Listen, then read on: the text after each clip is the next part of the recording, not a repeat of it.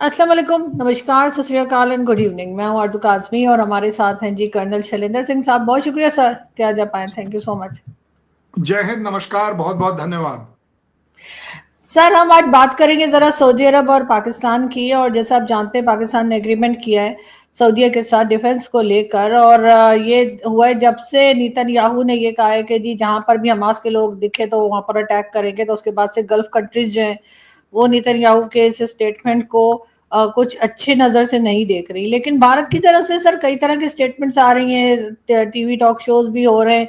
क्यों आप लोग इतना इसके बारे में बात कर रहे हैं? आपके ख्याल से आप लोग क्यों इतना इनसिक्योर, जो पाकिस्तान में कहा जा रहा है, फील कर रहे हैं?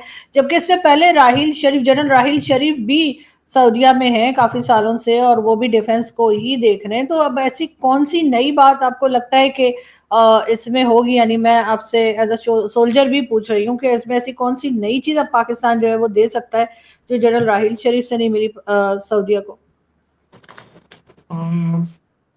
सबसे बड़ी बात यह है कि मुझे शायद अपने लिए एक छोटा सा एडवांटेज ये लगता है कि एज अ फौजी मैं आपको फौजी पॉइंट ऑफ व्यू से इसके डिप्लोमेटिक रिजल्ट्स बता सकता हूँ, इम्प्लीकेशन बता सकता हूँ या इवेलुएट कर सकता हूँ, क्योंकि ये टॉपिक मेरे से इंडिया से रिलेटेड नहीं है। हालांकि आपने कहा है कि इंडिया में बातचीत हो रही है, उसको हम कवर कर लेंगे। सबसे बड़ी बात जो आपने शुरुआत में कह दी वो बहुत बड़ी है कि मिडल ईस्ट कंट्रीज को लग रहा है कि हमास कहीं भी प्रेजेंट होगा तो इजराइल अटैक कर देगा। सो मिडल ईस्ट ही क्यों, पाकिस्तान पर भी फिर अटैक हो सकता है, क्योंकि हमास की गाड़ियां, 7 गाड़ियां और कुछ लीडर पहलगाम से पहले वहां भी आए थे। ये तो रिपोर्ट, कंफर्म्ड रिपोर्ट्स हैं। तो करने को तो वो भी डेंजर है, लेकिन बात सिर्फ इस डेंजर की नहीं है। अच्छा चलिए, आप एक बात बताइए, कौन सा ऐसा मिडिल ईस्ट कंट्री है जहां पर यूएस के ऑलरेडी बेसिस नहीं है, इंक्लूडिंग सऊदी? सऊदी का वो जो प्रिंस सुल्तान एयरबेस है रियाद के पास, वहां पर एयरफोर्स और मिसाइल फोर्स और उनकी सबसे ज्यादा, यूएस की सबसे ज्यादा prestigious missile patriot and third air defence system वहां है। किसी भी तरह का अटैक अगर इजराइल करता है, आप मान लीजिए मेरी बात, या आप लोगों के यहां भी जिम्मेदारी से आप लोग इवेलुएट करेंगे, यूएस उसके पीछे जरूर होगा। कहने के लिए ठीक है कि नहीं जी वो हमारी सुनता नहीं है, हम बोलते नहीं है, ये हो जाएगा वो हो जाएगा, लेकिन अल्टीमेटली आप हमेशा पाते हैं कि यूएस इजराइल के साथ ही खड़ा है। सो मुझे लगता है अगर थ्रेट है जहां शायद शायद मैं कह रहा हूं अभी भी कि यूएस पाकिस्तान के साथ खड़ा है या नहीं खड़ा है, वो एक क्वेश्चन मार्क है। क्योंकि in spite of having a base in US sorry in Pakistan, US कभी भी इस तरह की दगाबाजी कर सकता है। तो चलिए जी, आपको नहीं बताया, बाद में जो होगा देखा जाएगा। और ये बात आपको भी पता है कि इजराइल आपके न्यूक्लियर प्रोग्राम के ऊपर बड़ी ही गिद्ध की नजर रखता है। उसे शायद यूएस कंट्रोल करे हुआ है, अदरवाइज ये गिद्ध इस पर्टिकुलर मीट को जरूर किसी दिन खाने के चक्कर में है। अब आगे बात कि इससे सऊदी और पाकिस्तान को क्या फायदा होगा, उसके बाद हम इवेलुएट कर पाएंगे कि इंडिया को क्या होगा। सऊदी को एज अ मुस्लिम कंट्री ये जरूर एक सेफ्टी सिक्योरिटी चाहिए। उसके पास पहली सेफ्टी सिक्योरिटी है यूएस का बेस, इसमें कोई डाउट नहीं। उसके पास एक लॉजिस्टिक बेस भी है बाय द वे, जहां काफी सारा एमिनेशन और बाकी सामान, लॉजिस्टिक सपोर्ट यूएस के लिए काफी डंप है। तो दैट मीन्स बहुत दो मेजर बेसिस यूएस के वहां। तो एक गारंटी ये हो गई कि यूएस शायद उसकी सुनेगा जरूर अगर इजराइल किसी भी तरह का कोई बड़ा हरकत कर देता है, बमबारी कर देता है, न्यूक्लियर डाल देता है वगैरह वगैरह। सो एक उसके पास है। दूसरा, क्योंकि पूरी दुनिया कहती है कि nuclear weapons are weapons of deterrence, कि जी ये लड़ाई रोकने वाले हैं, ये डराने वाले हैं, ये इस्तेमाल करने वाले नहीं, ऐसी पूरी दुनिया कहती है सिवाय पाकिस्तान के। क्योंकि पाकिस्तान सिर्फ उसको यूज करने की बात करता है, बार बार यूज करने की बात करता है, हर बार यूज करने की बात कर, मैं तो कह रहा हूँ मतलब उसने ना लिटरली न्यूक्लियर बॉम्ब की बेचारे की इज्जत ही उतार रखी है, हर चीज में डाल देता। ये बड़े सीरियस बात कर रहे हैं अभी। सो अब अगर सऊदी पाकिस्तान के साथ मिलता है और एक स्ट्रेटेजिक अलायंस करता है, और अलायंस का क्या मतलब होगा कि अगर सऊदी के ऊपर कोई अटैक होता है तो ये अटैक पाकिस्तान मानेगा कि उनके ऊपर भी, एंड वाइस वर्स। सऊदी को जरूर पता है कि इंस्पाइट ऑफ यूएस, कई बार यूएस ही मुस्लिम कंट्रीज का साथ नहीं देता, चाहे आप ईरान की बात कर लीजिए, इराक की बात कर लीजिए, बहरीन की बात कर लीजिए, कतार की बात कर लीजिए, लेटेस्ट के कुछ भी कह लीजिए, कतार में तो सबसे बड़ा, दुनिया का सबसे बड़ा बेस है यूएस का, और फिर भी उसने अलाउ कर दिया इसराइल को कि कर दीजिए स्ट्राइक, या इसराइल ने उसकी बात नहीं मानी, जैसे भी आप ले लीजिए। हालांकि ये पॉसिबिलिटी है ही नहीं कि उन्होंने आपस में बात ना करी। तो आज के बाद न्यूक्लियर डेटरेंस के पॉइंट ऑफ व्यू से सऊदी ने अपने आप को सेव कर लिया कि चलिए जी, हमारे साथ एक कंट्री ऐसा खड़ा है जिसके पास ये बम है। वैसे वर्षा चलते हैं, पाकिस्तान ने क्या गेन किया? मुझे तो कोई गेन नजर नहीं आया, क्योंकि पाकिस्तान की लड़ाई या पाकिस्तान के ऊपर कोई अटैक करेगा तो कौन करेगा? बांग्लादेश करेगा, नेपाल करेगा, भूटान करेगा, कौन करेगा? सो आपके यहां बिल्कुल क्लैरिटी है, क्योंकि आपकी आर्मी ने ये बात फैला रखी है कि इंडिया ही करे। जिम्मेदारी से दिल पर हाथ रखिएगा, दिल पर हाथ रखें सारे पाकिस्तानी। एक जगह बता दीजिए जहां इंडिया ने आज तक कभी आपके ऊपर पहले अटैक किया हो, 1947 से लेकर अब तक पहला अटैक जिसको, क्योंकि जब हम बात कर रहे हैं ना ये इस तरह के जो अलायंसेस के, अगर हमारे ऊपर अटैक होता है तो ये हमारा म्यूचुअल अटैक माना जाएगा। कोई एक, चाहे कबालियास की टाइम 47 की बात कर लीजिए, 71 की कर लीजिए, चाहे आप मैं तो कहूंगा इवन कारगिल की कर लीजिए, और अगर आपके यहाँ लेटेस्ट समझा जाता है कि ऑपरेशन सिंदूर की कर लीजिए।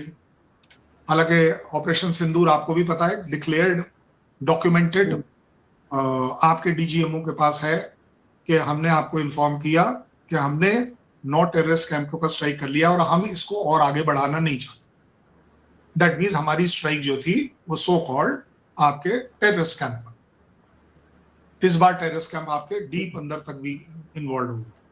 सो पाकिस्तान तो यही बोलेगा कि जी हमारी टेरिटोरियल सोवरनिटी और पता नहीं क्या क्या, कि वो हुई अटैक, बट ये एक्चुअली नहीं हुई है। अदरवाइज आपको मालूम है 7 तारीख की रात को, 6-7 तारीख की रात का जो अटैक है उसका पाकिस्तान अच्छा खासा मोबिलाइज कर ये करके वो कर सकता है। इंडिया भी कर सकता था, ऐसी बात नहीं है। लेकिन आपके और हमारे बीच में जो एक सो कॉल्ड आपको चांस नहीं मिल रहा और हमें चांस नहीं मिल रहा, एक फुल फ्लेजेड अटैक का, उसकी पॉसिबिलिटी मुझे नजर नहीं आ रही। और इसको मैं हमेशा अपनी कमजोरी मानता हूं कि हम एज इंडियंस बड़े कमजोर दिल हैं, बड़े ह्यूमैनिटेरियन दिल के हैं, कि पाकिस्तान के ऊपर अटैक नहीं करना चाहिए। और हमारे सीडीएस ने अभी लेटेस्ट आपको बता भी दिया कि रात के 1:30 बजे का टाइम इसलिए चूज किया गया था कि हमने पिन पॉइंट स्ट्राइक आपके मरकज पर करनी थी, ट्रेनिंग कैंप पर करनी थी, कमांड एंड कंट्रोल जहां टेररिज्म था सेंटर, उन पर करनी थी, और हम नहीं चाहते थे कि कहीं कोई सिविलियन कैजुअलिटीज हो। हालांकि मैं इस बात को कभी डिनाई नहीं करूंगा कि कोलैटरल में कुछ एक सिविलियन जरूर मारे गए, ऐसी कोई बड़ी बात नहीं है, हो जाता है, गलत है, नहीं होना चाहिए वगैरह वगैरह। बट ज्यादा बड़ी बात यह है कि क्या पाकिस्तान ने उसे अपनी कंट्री पर अगर अटैक माना तो जवाब क्या दिया? आपने भी 4 जहाज उड़ाकर इधर उधर कुछ कर दिए, इसके अलावा तो कुछ नहीं हुआ। अगर हम आपस में एक दूसरे की कसम खा लें तो ये जरूर कह पाएंगे कि एक्चुअली यहां पर कहीं कोई वॉर नहीं हुई थी। वॉर का मतलब बिल्कुल अलग है, और मैं बड़े जिम्मेदारी से उसको समझता हूं। वॉर क्या होती है? मोबिलाइजेशन ऑफ फोर्सेस होती है, बॉर्डर्स क्रॉस किए जाते हैं, एयरफोर्स एक दूसरे के ऊपर अटैक करती है, हवा में वो एक दूसरे के ऊपर फायरिंग करी जाती है, मिसाइल्स डाले जाते हैं, सब कुछ इंक्लूडिंग नेवी भी अटैक पर आ जाती है। बट इसमें ऐसा कुछ नहीं। और आपसे मैं बोलूंगा, हालांकि आपको पाकिस्तान में लोग सो कॉल्ड बोलते हैं कि आप तो इंडिया की सपोर्टर हैं, चलिए मैं उन लोगों को पूछ लेता हूं कि दिल पर हाथ रख के बताइए, आपको लगा कभी कि इंडिया के अंदर विस्तारवाद की नीति है कि चलिए जी उसका भी जमीन पकड़ लें, उसकी भी जमीन पकड़ लें, ये भी पकड़ लें, वो भी पकड़ लें? किसी भी लड़ाई में अगर हमने ये किया है आपके साथ तो बताइए। चाहे वो कारगिल ले लीजिए, कारगिल में भी हमारे पास ऑप्शन था कि एनएलआई की जो पलटन है उसको हम पीछे धकेलें और शायद धकेलते समय आपके तरफ आकर आपको भी पकड़ लें कुछ जमीन, क्या बड़ी बात है, जहां से आप ऊपर आए होंगे, जहां से वो स्ट्रेटेजिक पॉइंट हो। लेकिन ऐसा नहीं किया गया। इवन इस बार भी सिर्फ 9 टेररिस्ट कैंप या उनके हेडक्वार्टर्स को ही बनाए। मुझे ये अगेन मैं ये मेरा फीलिंग है कि मैं कमजोर हूं दिल से, मैं आपके साथ दुश्मनी निभाना नहीं आ रहा, शिद्दत से दुश्मनी नहीं करता, बड़ी सिलेक्टिवली करता हूं कि नहीं यार क्यों, हमने हमारा पाकिस्तान की आवाम से क्या लग रहा है, उनकी अगर आर्मी ऐसी है, उनकी आईएसआई ऐसी है वगैरह। सो मुझे नहीं लगता कि इंडिया को कोई बहुत बड़ी फिक्र है इस बात की कि सऊदी आपके साथ मिल गए। अगर आप हमारे एनिमी थे, आप अभी भी हमारे एनिमी ही रहेंगे, एनिमी प्लस नहीं है। जब चाइना आपके साथ मिलता है तो आप एनिमी +1 हो जाते हैं। जब आपके पास तुर्की मिलता है तो आप एनिमी +2 हो जाते हैं। As far as Saudi is concern ऐसा नहीं है। मैं तो कहता हूं, ये मेरा अपना सोच है कि आज के बाद अगर हमारे पास आपके ऊपर शायद कोई इंफ्लुएंस डालने की जरिया था तो एक तो यूएस था, क्योंकि उसके तो बेसिस आपको सुनना पड़ता, आप उसके कठपुतली हैं, ये वो कोई वर्ड इस्तेमाल कर लीजिए। लेकिन आज के बाद हमारे पास एक और ऐसा दोस्त होगा, सऊदी अरेबिया, जिसके साथ हमारे ट्रेड रिलेशन है, कल्चरल रिलेशन है, हमारे यहाँ आपस की केमिस्ट्री भी ठीक ठाक चल रही है। कहीं पर भी, इवन इंक्लूडिंग ऑपरेशन सिंदूर पर भी, सऊदी अरेबिया ने कोई ऐसी स्टेटमेंट नहीं दी जिससे ये लगे कि वो पाकिस्तान के साथ खड़ा था और इंडिया के खिलाफ खड़ा था। देखिए, साथ खड़ा होने में कोई बड़ी बात नहीं होती है, बट जो खिलाफ खड़ा होता है वहां से दिखती है दुश्मनी। आई डोंट थिंक कि हमारी और उनकी ऐसी दुश्मनी है। आज के बाद हमारे पास एक और जरिया है कि हम आप तक अपनी बात पहुंचाकर आपको प्रेशराइज कर पाए कि इस टेररिज्म को रोकिए, इस टेरर फंडिंग को रोकिए, इस तरह का चाइना के साथ कोई मिस एडवेंचर करने की अगर आप सोच रहे हैं तो उसको रोकिए। तो मुझे लगता है आपकी मेरी लड़ाई is never going to be war. आपकी और हमारी लड़ाई अगर होगी तो वो टेररिज्म से रिलेटेड होगी। आपके पास ऐसा कहीं नहीं लिखा सऊदी अरेबिया के साथ कि अगर आपका XYZ टेरर कैंप के ऊपर कोई स्ट्राइक होती है तो it is a war on Pakistan. It is not a war on Pakistan, never it is a war on Pakistan. और मैं देखता हूं कौन ऐसा माइकालाल कंट्री है जो दुनिया में खुलकर ये जरूर बोल दे कि हाँ जी हम टेररिज्म के साथ खड़े हैं पाकिस्तान। पाकिस्तान का खुद को बोल दे, आप बोल दो, चलो आप बोल पाओगी कि अगर पाकिस्तान टेररिज्म कर रहा है, टेररिज्म पाल रहा है, तो आप उसके साथ हो, उसके फेवर में हो? कौन है ऐसा पाकिस्तानी जो बोल जाए? नहीं बोलेगा। बोले क्यों? क्योंकि ना अंतरात्मा ह्यूमैनिटी के लिए जरूर काम करती है। दिमाग में देश जरूर होता है, बट देश भी जो है ह्यूमैनिटेरियन है। सो एंटी ह्यूमैनिटेरियन नहीं हो सकता।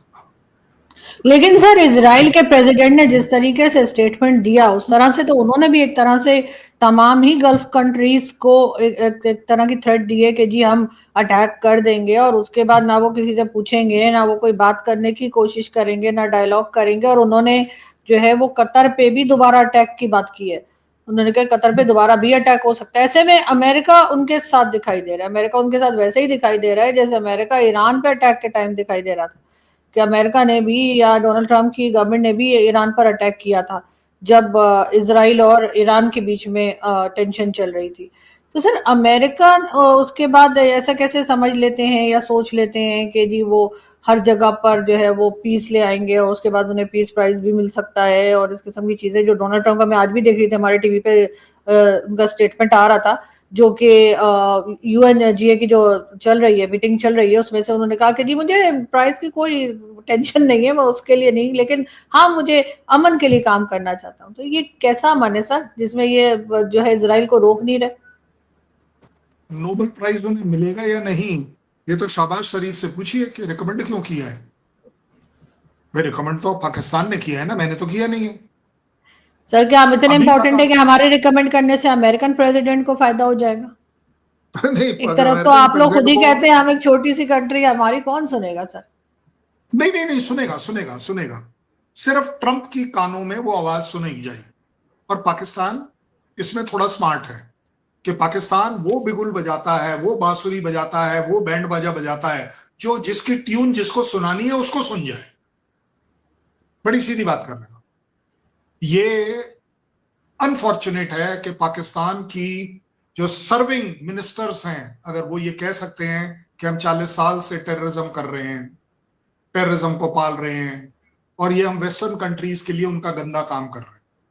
गंदा वर्ड भी बोल दिया, काम भी बोल दिया, पैसे से रिलेटेड अपनी आत्मा, जमीर और जमीन भी बेच दी आपने एक तरीके से। गलत है ना इस तरह की बात करना। भाई चुप ही रह जाते हैं। तो किसने कहा था अपना भोपू उड़ाओ। सो जहां तक आपका सवाल था कि Nobel peace prize, well nobody else has used this word except Pakistan. Pakistan ने फटाफट बोला है कि हाँ जी वी रिकमेंड दैट, और उसके बाद अभी पाकिस्तान ने ही बोला है कि हाँ जी हमें यूएस के उसने बताया था कि जी वो मीडिएशन के लिए इंडिया राजी नहीं है। ये भी आप ही के यहां से स्टेटमेंट आई है। देखिए 4 दिन पहले कुछ और थी, 5 दिन बाद कुछ और हो जाती है। हर बार आपके यहाँ और पूरी दुनिया भी आपको बोलती भी है, आपके यहाँ जो इंटेलिजेंसिया है वो भी बोलता है, बाद में बोलता है चाहे, कि जनाब ये पॉलिटिशियन किस बात के लिए आप बोल देते हो कि मेरे पास 100 ग्राम का बम है, 25 ग्राम का, 250 ग्राम का है, पाइया का है, पता नहीं किसका है, कोई बड़ी बात। लेकिन क्यों उस बम की सो कॉल्ड है ना इज्जत कम कर रहे हो, या उसकी औकात आप अपने लेवल पर ला रहे हो। न्यूक्लियर आर्सेनल की एक बहुत बड़ी औकात है। आपको गर्व होना चाहिए कि हाँ जी हमारे पास वो औकात है कि हमारे पास न्यूक्लियर डेटरेंस है। आप उसे गिरा के नीचे ले आते हो कि 50 ग्राम, 100 ग्राम, पता नहीं कौन सा ग्राम। सो मुझे नहीं लगता कि एज फार एज ट्रंप की बात अगर आप करें तो ट्रंप एक्चुअली आपको बहुत सीरियसली लेते हैं कि हाँ जी इन्होंने मुझे पीस प्राइज के लिए किया। उनके अपने इंटरेस्ट हैं। ये वही ट्रंप है ना, या ये ट्रंप तो छोड़ दीजिए, पिछले वाले टेन्योर में ट्रंप साहब ने पाकिस्तान के सारे पैसे रोके क्यों थे? आप बताइए, क्यों सारी एड रोक दी गई थी? क्यों? उन्हीं के स्टेटमेंट है, आपको सुनवा दूंगा अगर आप चाहें। उन्हीं के स्टेटमेंट पता है मुझे जी है। सर, मुझे याद है सर, उन्होंने 33 बिलियन की भी बात की थी जो पाकिस्तान को दिए गए, लेकिन कोई काम नहीं हुआ, ये भी कहा था। मैं मना नहीं कर मैं मना नहीं कर रहा। 33 billion for Pakistan, for US is nothing, but Pakistan को सस्टेन्ड पैसा चाहिए, और सस्टेन्ड पैसा नहीं मिला। इसको बुराई मत समझिएगा, इसको बीइंग अ गुड क्रिटिक समझिएगा। तभी तो आप एक ऐसी कगार पर पहुंचे थे कि आपका शायद फॉरेन डेब्ट डिफॉल्ट होने वाला था, होते होते रुक गया, बच गया, ये हो गया, और ये आपके यहां से थे। आपके शहबाज शरीफ को कोई जरूरत नहीं थी कि अब मैं कटोरा लेकर और कहीं नहीं जाऊंगा। इसका मतलब ही ये निकलता है, इससे पहले मैं जाता था कि मेरा कंट्री जा रहा था। क्यों? अगर आपको इतना यूएस से पैसा मिल रहा था तो क्यों आप पिछले 10 साल पहले तो नहीं करते थे ऐसा, जब आपके रिलेशन बढ़िया थे। पाकिस्तान की प्रॉब्लम ये नहीं है पैसा, पाकिस्तान की प्रॉब्लम है उस पैसे का मिसयूज होना, गड़बड़ा करना। उसका एक मेजर चंक जो है, जो जिसको बोलता है ना केक जो है मेन, वो उसकी आर्मी ले जाती है, आईएसआई ले जाती है, पॉलिटिशियन ले जाता है, उसके बाद आपके कुछ मौलाना ले जाते हैं, पता नहीं कौन कौन क्या क्या कैसे कैसे। लेकिन ये बात जरूर है, जितना पैसा अगर पिछले 40-50 साल में पाकिस्तान को आया, पाकिस्तान की economy should be better than even China. आपके यहाँ तकलीफ यही है कि पैसा खा गए लोग। पैसा, इतना पैसा अगर इंडिया को मिला होता ना तो हमने तो यूएस को ही पछाड़ देना था। खाते हम भी होंगे, ऐसी कोई बड़ी बात नहीं है। ये हर एक का अपना अपना हाजमा है। आपके यहाँ का हाजमा बड़ा तंदुरुस्त है, ये मैं बड़ी जिम्मेदारी से कह पाता हूँ। नहीं देखिए, खाने पीने में आप लोग तेज हैं, तभी तो आपके यहाँ। आप बताओ बाजवा साहब कहाँ हैं? आपके पिछले 4 चीफ कहाँ हैं? चलिए यही देख लेते हैं। चलिए कोई बात नहीं, बाजवा साहब का 2 साल पहले, 3 साल पहले जो आखिरी उन्होंने इनकम टैक्स भरा था, ये आपके यहाँ डिक्लेयर हुआ था, मेरे यहाँ नहीं। उन्होंने कितने का भरा था? 1200 करोड़ रुपए का भरा था। और तब आपके ये एक कोई थे नेता साहब, जो भी थे, जो आपके पीएमएल के स्पोक्स पर्सन है, उनका कहना था भाई क्या करें, हमारा जो चीफ है खाते पीते घर का है। भाई साहब, खाते पीते का घर का सिर्फ अपने टेन्योर के लास्ट में ही था, शुरुआत में क्यों नहीं था 1000 करोड़ का? उससे पहले 1100 करोड़ का क्यों नहीं था? 1200 करोड़ रुपए कहां से आ गए रिटायरमेंट तक पहुंचते? देखिए, ये चीजें इवेलुएट करने की कोशिश कर रहा हूं। सो इसलिए आपके लिए ये मैं निश्चिंत कर दूं आपको, इंडिया में फिक्र बिल्कुल नहीं है। इंडिया में अगर ये डिस्कस हो रहा है, जो कि मैंने अभी तक कोई खास टीवी चैनल्स पर इसको डिस्कस होते नहीं देखा, मेरी शायद एक आध किसी चैनल पर गया हूं, इससे ज्यादा हाँ नहीं सर, गया। ऐसे ही। हाँ, तो मतलब हमें कोई फिक्र नहीं है। अच्छा, सबसे बड़ी बात, चलिए फिक्र होनी भी चाहिए आपके हिसाब से, मतलब आप नहीं, पाकिस्तान के हिसाब से। सऊदी अरेबिया ने क्या बोला इस एग्रीमेंट के साथ, जब प्रेस कॉन्फ्रेंस हुई, उन्होंने कहा this is not anti India, इसका इंडिया से कोई लेना देना नहीं। भाई अगर अगर वो कंट्री एक्चुअली देख रहा है कि हम पाकिस्तान के साथ मिल रहे हैं, क्योंकि पाकिस्तान ऐसा क्लेम कर रहा है कि चलो जी आज के बाद हमारा ये वाला मामला हो, आज के बाद सऊदी अरेबिया और हम ऐसे होंगे और हम ऐसे टक्कर देंगे इंडिया को। भाई उसने तो पहले ही कह दिया इसका इंडिया से कोई लेना देना नहीं, it is not against India, उनकी ऑफिशियल डिक्लेरेशन। सो अब मैं क्या करूं इसके अंदर? भाई इंडिया के साथ वो जितना आप उतना ऑयल कभी नहीं खरीद पाए होंगे उससे जितना मैं ट्रेडिशनली खरीदता रहा हूं, और इकोनॉमिक इंटरेस्ट बहुत बड़े इंटरेस्ट होते हैं, आपको मालूम होना चाहिए। मेरी चाइना के साथ दुश्मनी जरूर है, लेकिन मेरे इकोनॉमिक इंटरेस्ट इतने बड़े हैं कि मैं चाइना के साथ मुझे एग्जिस्ट करना पड़ेगा। आपके साथ भी हमारे ट्रेड था, हम लोगों ने ट्रेड रोक लिया, ऐसा नहीं है कि आप मर गए या हम मर गए, लेकिन अगर हम लार्जेस्ट ट्रेड चाइना से अगर करते हैं, एक बहुत बड़ा चंक हम अगर रशिया से करते हैं, उसको रोकना अपने आप में पॉसिबल नहीं होगा।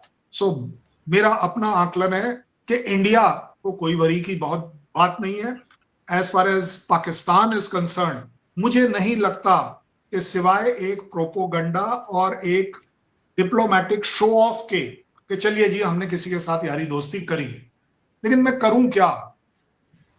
पाकिस्तान की ये भी तो रेपुटेशन है कि वो किसी के साथ कभी भी कोई यारी दोस्ती निभाता नहीं है, पता नहीं क्यों। हो सकता है यूएस से सीखा हो, क्योंकि यूएस भी आपके साथ कब निभा गया कब नहीं निभा गया ये आप ही को नहीं पता चल पा।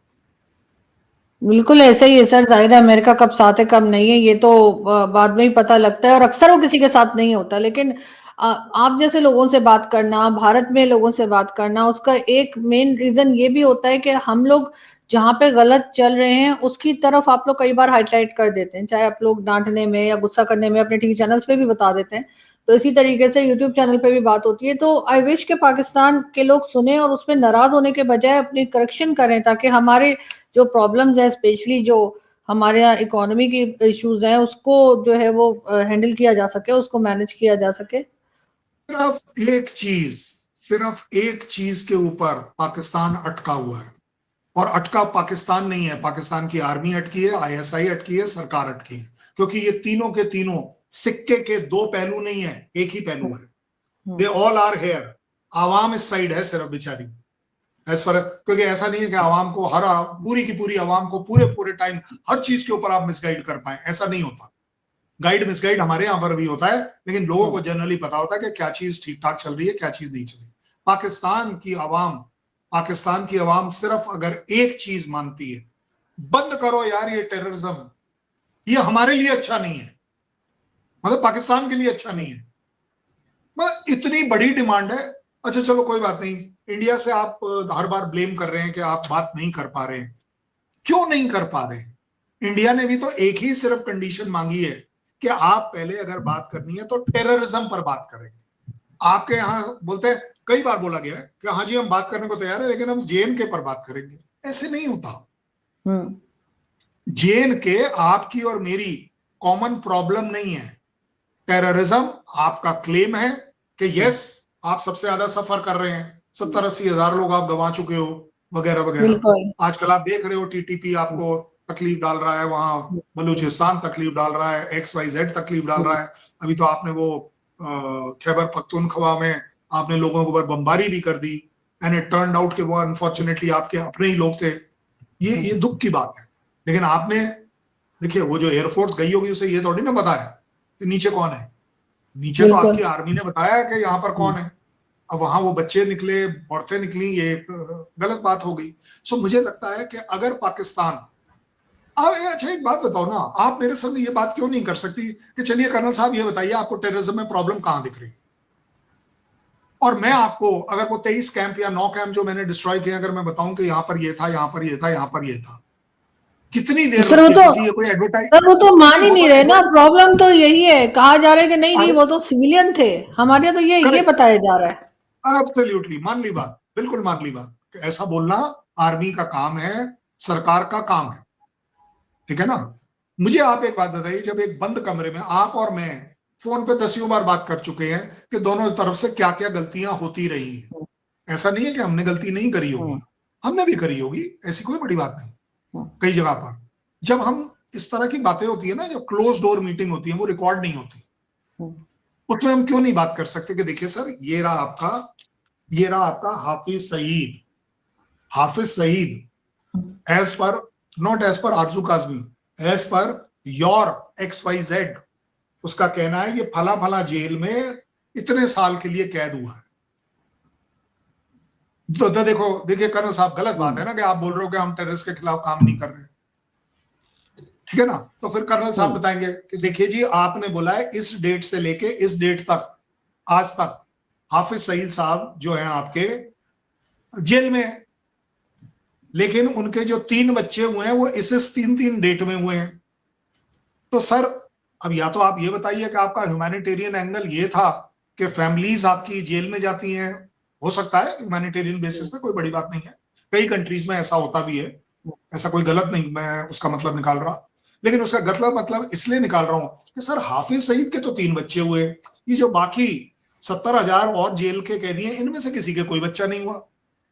तो मतलब ये कौन सा जेल है जहां पर आप अलग अलग तरीके की डील कर रहे हो। मसूद को आप मानते नहीं हो, लखवी को आप मानते नहीं हो, वो दाऊद इब्राहिम को आप मानते नहीं हो कि हमारे यहाँ है नहीं है। अरे भाई आपस में बात, तो एक काम करते हैं कि आरजू जी, ये अगर हम ऑफिशियल बात कर रहे हो बाई चांस एक क्लोज डोर में, तो आरजू जी एक काम करते हैं कि आप और मैं अगले 30 मिनट इस प्रोग्राम को चलाएंगे और उतनी देर में मैं दाऊद को गिरा दूंगा। तब आप बोलोगे नहीं मेरी सोवर्निटी बीच में आ गई, मेरी इंडिपेंडेंस बीच में आ गई। भाई साहब, आप ही के अमेरिका ने आप ही के गोद में बैठे हुए एक आप ही के अबोटाबाद में किसी को मार दिया, वहां आपकी सोवर्निटी को कुछ नहीं हुआ, वहां आपकी इंडिपेंडेंस को कुछ नहीं। तो देखिए पैरामीटर फिर हमने क्या सीखा। अब आपके यहाँ बोला जा रहा है ना कि वो 20-22 टेररिस्ट जो मारे गए हैं वो रॉ मरवा रही है, ऐसा आप लोगों के यहाँ कहना है। तो भाई अब क्या करें, जब वो आपके यहाँ एग्जिस्ट ही नहीं करते, तो फिर आपका ब्लेम कैसे मेरे ऊपर आ जाता है कि जी रॉ करा रही है। भाई जब जो आदमी एग्जिस्ट नहीं कर रहा है, अगर वो मर गया तो वो मैंने मारा है, ये तो गलत बात हुई ना। जब आपके यहाँ था ही नहीं तो क्या करूं, मरा कैसे वो फिर। मगर सर यही तो प्रॉब्लम है जी। नहीं, ये प्रॉब्लम नहीं है, ये इसको मैं आपको प्रॉब्लम नहीं बोल रहा हूं, मैं पता है क्या बोल रहा हूं, यहां पर आवाम को मिसगाइड किया जा रहा है, प्रोपोगंडा चलाया जा रहा है। क्योंकि आप एक बात बताइए, आपकी पाकिस्तान आर्मी ने इस फ्लड में आपकी कितनी मदद करी, चलिए देख लो, आपको दिख जाएगा। आपके कितने प्राइम मिनिस्टर और कितने चीफ मिनिस्टर उन फ्लड अफेक्टेड एरियाज में गए जहां पर वो कुछ कर पाए, आप बता दीजिए। हमारे यहाँ आपको 50 दिख गए, हर दूसरा आदमी नहीं सर, हमारे भी गए हैं सर, हमारे भी कुछ ना कुछ चीफ मिनिस्टर्स जो हैं वो गए अफेक्टेड एरियाज में, लेकिन ये नहीं कहा जा सकता कि कोई भी नहीं गया, लेकिन कुछ लोग गए हैं, ऐसा नहीं है। मैंने इसीलिए बोला कितने गए हैं, मैंने ये नहीं बोला नहीं गए। सर 4-5 गए होंगे सर, कंट्री थी छोटी सर, टोटल तो 4 तो चीफ मिनिस्टर्स हैं, तो सर वो 4 चले गए, लेट गए, बहुत लेट गए, जब पब्लिक चिल्लाने लगी तब गए, लेकिन चले गए। हाँ, उससे ज्यादा बड़ी बात, उन्होंने वहां जाके क्या क्या एड दी, कितने करोड़, 100 करोड़, 500 करोड़, 1000 करोड़, 17,000 करोड़, 20,000 करोड़, कितने करोड़ की एड दी गई, नहीं दे पाए ना। पता है क्यों नहीं दे पाए, कम थी लेकिन थी सर, कुछ तो सारे गवर्नमेंट ने दिया है जी। हाँ, तो वही वाली बात हो गई ना कि आपने, मेरे को एड चाहिए थी, हमने आरजू काजमी से एड मांगी, आरजू काजमी ने 3 रोटी के रोल पकड़ाए, ये लो जी, सुबेरे खाना, एक शाम दोपहर को खाना, एक शाम को खाना, 3 रोल पकड़ा दिया आपने मुझे। ऐसे नहीं होता, जब आपको एड देनी होती है ना, तो आप एड देते हैं कि कोई एक पर्टिकुलर ब्रिज गिर गया है, आर्मी ने ऐसे करके बना दिया, एक दिन में बना दिया। आर्मी की बोट्स जो चली, आर्मी की जो रेस्क्यू हुई, आर्मी ने किस तरीके से करोड़ों रुपए का जो खाना पीना बांटा गया है, इसको एड बोलते हैं। लेकिन ये एड आएगी कहां से? पैसों से आएगी। बिल्कुल पैसे कहां से आएंगे भाई साहब? या तो आर्मी अपनी जेब ढीली करे, जो उसने मारे हुए सर, अभी पॉलिटिशियन तो ढीली हम करे। कभी सर कभी वो यूके दे रहा है तो कभी कोई और कंट्री दे रही है। अभी तो ये डोनेशंस जमा कर रहे हैं और सिलसिला चलेगा, पता नहीं कहाँ तक जाएगा, किसको मिलेगा किसको नहीं तो मिलेगा। आपने, अगर आप लोगों ने सऊदी अरेबिया जैसे स्ट्रैटेजिक अलायंसेस करे होते, तो मैं समझता हूं शायद आप ठीक दिशा में चल रही थी। पता है क्यों? क्योंकि जब इस तरह की चीजें होती हैं तो फिर आपके ऊपर भी एक अंकुश लग जाता है, आपके ऊपर भी एक कंट्रोल लग जाता है कि सऊदी अरेबिया बोलेगा यार क्यों अटैक कर दो, हम आपके साथ इसमें नहीं खड़े होंगे, टेररिस्ट अटैक में हम अपना नाम नहीं डालना चाहेंगे। तो आपके ऊपर भी थोड़ा सा कंट्रोल आ जाता है, जिम्मेदारी आ जाती है कि नहीं यार ऐसे नहीं है। अगर इंडिया क्वाड का पार्ट है, इसका मतलब ये थोड़ी ना कल सवेरे पाकिस्तान को धो दो या चाइना के ऊपर चढ़ जाओ, ऐसे नहीं होता है। स्ट्रैटेजिक चीजों का ये फिर दिमाग इतना नहीं बोलता, फिर वो इतना बोलना पड़ता है, फिर दिमाग की जो चीजें हैं वो बढ़ जाती है, आपके ऊपर जिम्मेदारी आती है। सो मुझे लगता है अगर इस अकॉर्ड से, आपके इस स्ट्रैटेजिक पैक्ट से, एग्रीमेंट से आपको अगर सीखना चाहिए तो ये जरूर सीखना चाहिए कि इस तरह के स्ट्रैटेजिक पैक्ट की इज्जत करिए, उसकी जिम्मेवारी उठाइए। अपने न्यूक्लियर बॉम्ब का, जिस तरीके से इस्लामिक बॉम्ब है, पैलेस्टीन का बॉम्ब है, किसका बॉम्ब है, ये ऐसे काम नहीं होता है। आपको अपना औहदा बढ़ाना, औकात बढ़ानी चाहिए, औहदा तो बढ़ ही बिल्कुल जाएगा। सऊदी अरेबिया के साथ अगर आप खड़ा होना चाह रहे हो, आप मुझे एक बात बताइए ना, अगर इस तरह का आपके पास अकॉर्ड आ रहा है तो आपको भी तो कुछ मिलना चाहिए। आपको लग रहा है कि यूएस सऊदी अरेबिया के 4 जहाज आपके सपोर्ट में मेरे ऊपर अटैक मार देगा? चलिए आप बता दीजिए। इतनी नहीं आसान सर, नहीं है ये मुझे सब तो चीजें। नहीं सर, इतना आसान नहीं है। यही यही सब कह रहे हैं कि अगर पाकिस्तान पे कोई मुसीबत आती है तो सऊदी अरेबिया नहीं आएगा यहाँ पर हमारा साथ देने या हमारे साथ लड़ने के लिए, आपके डेफिनेटली नहीं ऊपर आएगा। आपके ऊपर मुसीबत क्या आने वाली है, पहले ये बताओ मुझे, क्या आने वाली है? ये है ना कि चलिए जी, किसी ने बोल दिया ऑपरेशन सिंदूर तो जारी रहेगा। ऑपरेशन बस सिंदूर इससे ऑलरेडी ज्यादा डिक्लेयर, नहीं सर, नहीं ऐसा नहीं नहीं है। डिक्लेयर्ड है। अफगानिस्तान साइड से भी तो प्रॉब्लम आ ही रही है ना। नहीं तो भाई अब वो तो आपकी सेल्फ क्रिएटेड है ना, ये सारी हाँ, प्रॉब्लम्स तो आप ही की वो सेल्फ तो है, क्रिएटेड है। लेकिन डेफिनेटली सऊदी अरब नहीं आएगा अब पाकिस्तान अब को अब रेस्क्यू आपको करने। क्या लग रहा है कि इंडिया अगर क्वाड का पार्ट है तो जेएनके की टेररिज्म में क्वाड आएगा? आएगा? नहीं नहीं नहीं। नहीं आएगा। अगर गलवान होगा तो चाइना के खिलाफ क्वाड आएगा? नहीं आएगा। लेकिन चाइना और पाकिस्तान एक फुल फ्लेजेड अटैक करने से पहले 100 बार सोचेंगे कि इनके साथ क्वाड है। और पाकिस्तान के लिए तो हमारा क्वाड है ही नहीं।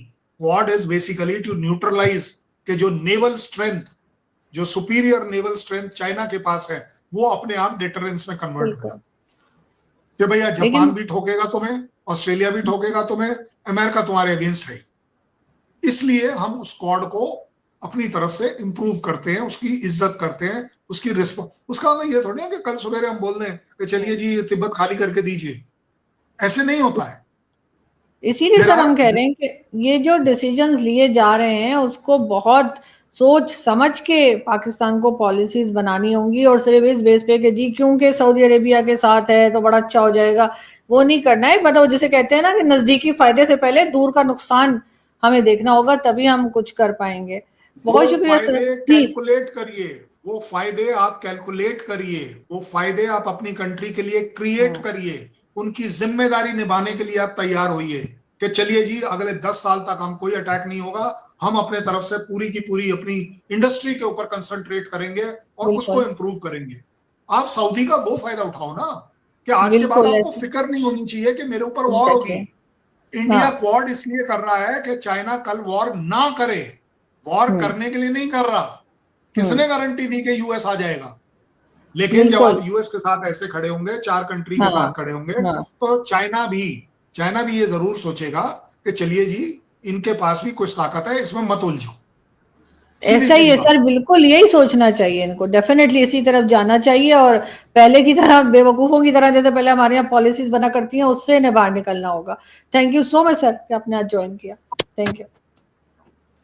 Thank you very much. Thank you. Thank you. Thank you आपने सर। इतनी जोर से बोला मेरा फोन ही गिर गया। बहुत बहुत धन्यवाद। जय हिंद। Thank you sir.